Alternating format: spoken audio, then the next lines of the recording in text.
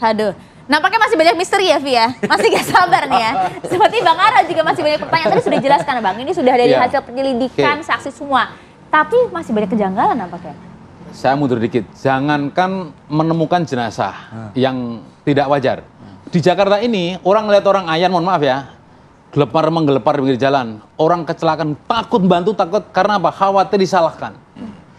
Jadi dia manggil polisi. Artinya benar yang kata Pak Ugro tadi, ini betul. Jakarta loh. Ini Jakarta loh. Harusnya itu lihat orang mati di jalan atau sakaratul di jalan, nggak ada yang berani nolong, takutnya disalahkan oleh polisi, mohon maaf. Takutnya disalahkan. Mereka sudah betul-betul berpikir real, edukasi. Selama polisi antara disalahkan atau takut terseret-seret gitu. Iya, terseret. Capek kan, keseret-seret kan. Surat panggilan polisi gitu kan, untuk bersaksi misalnya gitu. Nah, oleh karena itu saya kaget juga nih. Bapak itu hanya akan, kok dilaban. Seharusnya ini kan meskipun jendela ini terhalang oleh tembok ya, ke kamar tidur, ke bed.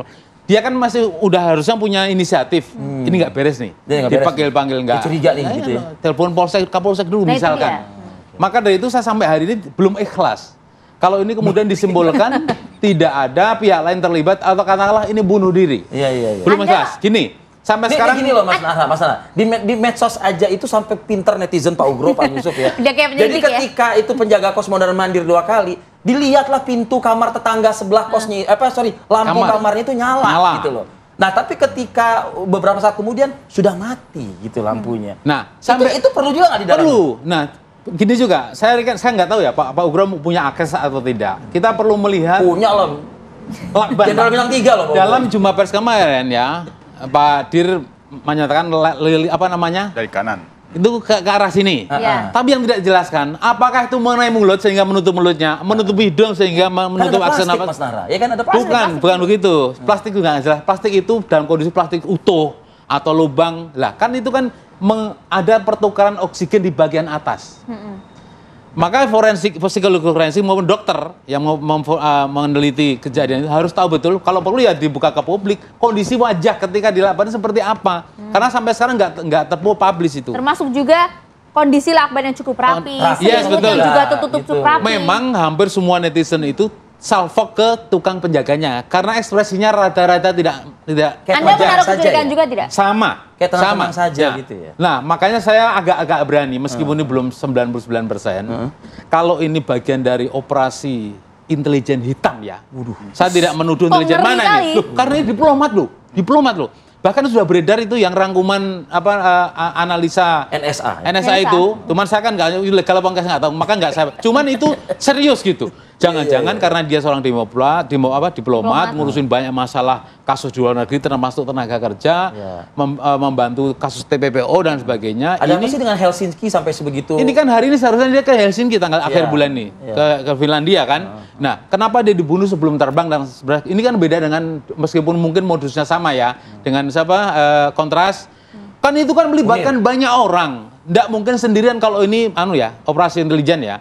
Saya nggak tahu saya intelijen mana. Tapi menurut saya kalau ini operasi intelijen betul-betul sangat sempurna. Setidaknya polisi Sepolda itu kesimpulannya sama seperti yang kemarin kita dengarkan. Nggak ada satupun kecurigaan dalam rilis kemarin itu bahwa ada tangan-tangan kotor yang terlibat dalam kejadian kematian siapa Arya. Seharusnya itu ada. Infonya belum ditemukan kok udah simpulkan nggak ada keterlibatan pihak lain. Analisa Bang Ara. Gitu. Pak Ugro, sepakat tidak? Gini, jadi berangkat dari kondisi korban ya. Kan pakai plastik dulu baru dilakban. Iya. Bukan dilakban baru pakai plastik. Plastik. Kalau bunuh diri pakai plastik, lakbannya cuma di leher aja. Dia masih bisa merasakan udara melihat keluar gitu loh, mau meninggal seperti itu. Kenapa harus dilakban utuh? Itu kan pertanyaan perlu dijawab. Dan itu pasti sudah susah nafas kan itu Pak ya? Loh iya kan, berarti kan harus dijawab itu.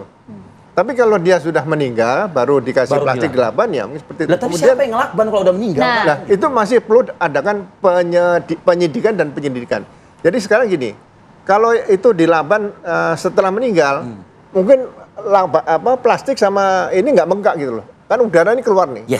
Tapi kalau dia masih bunuh diri, masih hidup ya kan?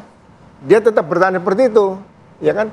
Ini kan pasti sudah bengkak. Jadi ketemu pertama kali yang melihat itu, apakah dokter juga perlu ditanya nih, apakah dalam keadaan ini masih ada udara sekitar situ, ya kan? Atau sudah lubangi kertas plastik itu. Ada pertukaran udara itu katanya. Ya, hah?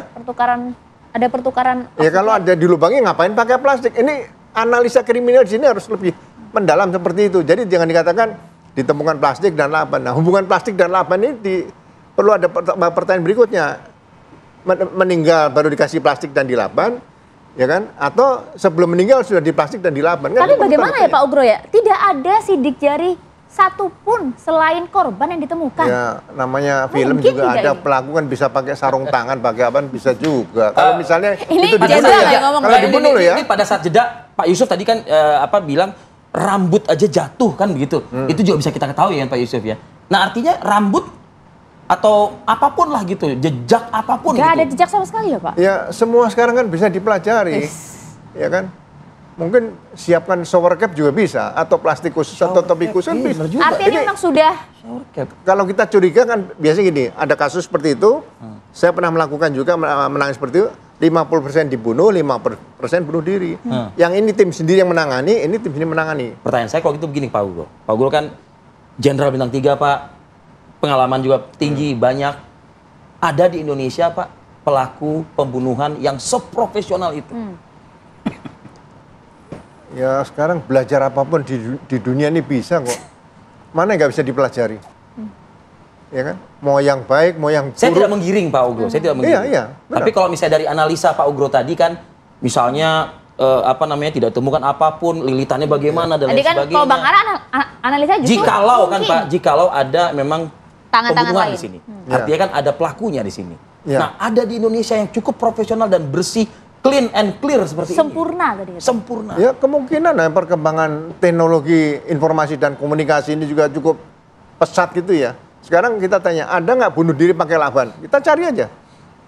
Mungkin pernah ditemukan di situ, pernah membaca semacam buku tentang bunuh diri dengan cara yang nyaman pakai laban. Kalau nggak ada, gitu berarti kan ini luar biasa si korban ini. Oke. Ya kan? Sebenarnya Pak ada indikasi penting Pak. Dalam emailnya itu, atau dalam konsultasi dengan teman-temannya atau dengan yang di Amerika itu, dia seperti kepengen mati kalau lihat pantai, dia ingin nyemplung. Dia kalau di gedung tinggi, pengen loncat. Itu kan yang dirilis kemarin. Tapi dua hal yang dia pikirkan itu nggak terjadi dalam kenyataan. Yang dalam kenyataan adalah mati dengan lakban dan plastik. Dan kondisinya rapi, selimutnya juga rapi. Ya namanya halusinasi, Mas Nahra. Gimana? Namanya juga halusinasi. Dia kan harus sekarang. Dia penyelam ya? Gimana? Penyelam ya, diver. Oh enggak juga, dia hanya bercerita bahwa sudah lama dia ingin bunuh diri. Salah satunya dia menulis, kalau lihat pantai, pengen nyemplung supaya mati. Kalau lihat gedung tinggi, pengen loncat ke gedung itu. Tapi nyatanya ketika di Kemlu, nggak loncat-loncat, ya kan? Ya itu kalau misalnya kita masuk ke klasifikasi bunuh diri. Tapi kalau misalnya kita berkaca, nih Pak Yusuf lagi nih Pak Yusuf. Di Kemlu itu kan ada semacam gerak-gerik dia kayak geser menggerakkan badannya, lalu dia melihat ke bawah ya, gitu. Kenapa tidak dicek dulu apakah memang jangan-jangan dia dibuntuti atau jangan-jangan memang dia sedang diikuti, dibidik Pak gitu misalnya. Betul. Tadi, betul Pak berarti? Bukan, betul. Jadi saya pikir namanya dalam penalaran bahwa itu diduga bunuh diri, penalarannya seperti itu. Mencurigai. Apakah dijawab oleh fakta? Oleh bukti dan barang bukti tidak. Nah, artinya ini sudah masuk dalam proses penyidikan? Iya. Kalau kami sederhana saja, ketika melakukan pendalaman dengan penalaran ini dugaan pembunuhan, dilakukan di rumah kos. Hitungan waktunya itu kan harus ada. Nah, rentang waktu kapan dia nyampe di kos itu pukul 23. Kapan pembunuh itu melakukan, di luar, di bawah, atau di dalam. Itu kita lakukan pendalaman. Saya ada kecurigaan baru nih Pak Yusuf nih. Saya ada kecurigaan baru nih. Jadi ketika ditelepon oleh istrinya itu si penjaga kos, lampu sebelah itu kan masih nyala tuh Pak. Apakah tidak tertutup kemungkinan Pak? Ya tidak mendahului nih Pak ya. Tidak tertutup kemungkinan. Eksekusi sebetulnya sudah mau dilakukan, tapi karena lampu masih menyala Pak, jadi dia mengatakan tunggu pagi aja ya Bu begitu. Tapi kan dari penghuni lain kan dimintaan klarifikasi. Dimintakan keterangan. Diperiksa semuanya ya? Iya, dimintakan keterangan tidak mendengarkan suara apapun. Makanya kan kita mendalaminya, hanya dua yang bisa pelaku apabila itu ada, masuk dari pintu atau dari jendela. Pintu berlapis 3 kuncinya. Maka kunci yang elektronik ini yang agak ribet ini, menduplikasinya. Pak Yusuf yang jendela itu tuh kuncinya itu yang slot ke bawah itu ya Pak? Iya, dia model bukan model yang lama gitu. Ada yang model gini, ada yang model gini dia. Emangnya bisa Pak dengan model bisa. seperti itu pakai obeng gitu Pak? Kalau sudah paham dia skrup ininya, kena obeng dia naik. Nah, si penjaga kos berarti udah paham ya Pak? Tahu betul ya Pak? Iya, itu tadi orang yang bisa membuka jendela itu. Sebenarnya masih banyak Orang yang bisa buka itu kita dalami. Kemungkinan orang masuk dari sini. Maka dia harus mempelajari dulu jendela itu. Termasuk juga ketika kita menduga ada pelaku, maka si pelaku itu diduga bertempat tinggal. Kalau si pelaku mau masuk ke dalam kamar itu, dia harus mempelajari dulu jendela itu. Iya. Seorang penjaga kos sepertinya lihai sekali membuka jendela itu. Karena dia paham. Karena dia paham. Sudah lama paham. Kita pun kalau sebagai yang tinggal di situ akan paham. Oke. Tapi sampai di titik ini, Pak Yusuf, Anda masih menaruh kecurigaan tidak? Sebelumnya iya. Sampai di titik saat ini? Tapi fakta-fakta, saya kecuriganya di jendela saja. Saya praktekkan cara masuk jendelanya itu harus rapi, tidak menimbulkan kegaduhan. Kalau bunyi ada perlawanan. Itu menimbulkan jejak ketika ada perlawanan. Itulah karena dia ada clean and clear tadi di situ. Waktu dia keluar membuang sampah itu pintunya nutup atau? Nah, itu kita dalami. Dikunci atau tidak? Kalau tidak dikunci. Gimana cara dalaminya orang yang beredar di publik ini kan nggak kelihatan pintu kamarnya dia itu. Ya, kita mendalilkan koherensi. Kita rangkai dari rentang waktu itu dia keluar pukul sekian. Nah, membutuhkan waktu berapa lama dia kembali. Apakah dia pada saat itu dia menutup pintu atau tidak? Bola-balik kita analisis. Kecenderungan dia menutup karena elektronik. Baik. Jadi Mas Nara, Pak Ugro, tipis-tipis saja nih. Tipis saja. Ada istilah isu deception. Pengelabuan isu. Bahkan saya mencurigai ini ketika negara ini lagi goyah kayak gini, lagi banyak kasus gede, apalagi nyangkut presiden. Ini analisa politis nih. Tidak apa-apa. Ini terjadi. Hubungannya apa nih hubungannya? Maka istilah isu deception itu saya pakai. Jangan-jangan ini pengalihan konsentrasi massa. Tapi ini menghilangkan nyawa loh, Bang Ara. Makanya dengan sangat seriusnya perlu nyawa itu. Serius gitu. Ya, saya setiap peristiwa pidana apapun atau kaitan tadi mungkin bisa bunuh diri, ya kan? Atau mungkin kecelakaan misalnya gitu. Ya, kecelakaan mungkin agak disingkirkan. Itu motif harus diungkap. Jadi motif orang melakukan kejahatan, orang menjadi korban kejahatan diri sendiri kalau bunuh diri, itu harus bisa diungkap. Paling tidak dia meninggalkan wasiat sedikit, pesan dan sebagainya. Dia punya anak dan punya istri, itu aja. Ini tidak ada sama sekali. Pak Ugro, pernyataan Pak Dir itu mengatakan kami tidak tutup kemungkinan untuk membuka kembali novum baru. Nah, saya hanya mengingatkan saja, sudah banyak netizen di media sosial yang memposting apapun itu. Itu perlu nggak menjadi perhatian dari penyidik polisian? Itu kan brainstorming dalam peristiwa meninggalnya ADP ya. Itu kan bagus sekali. Partisipasi masyarakat, ya kan? Itu bisa digunakan ya? Harus bisa dimanfaatkan seperti itu untuk diskusi-diskusi seperti ini. Sebelumnya juga terbantu oleh netizen. Mohon maaf waktu kita singkat ya, meskipun masih banyak pertanyaan di kepala ya Via. Sabar, tenang. Terima kasih banyak Bang Nara, terima kasih Pak Yusuf.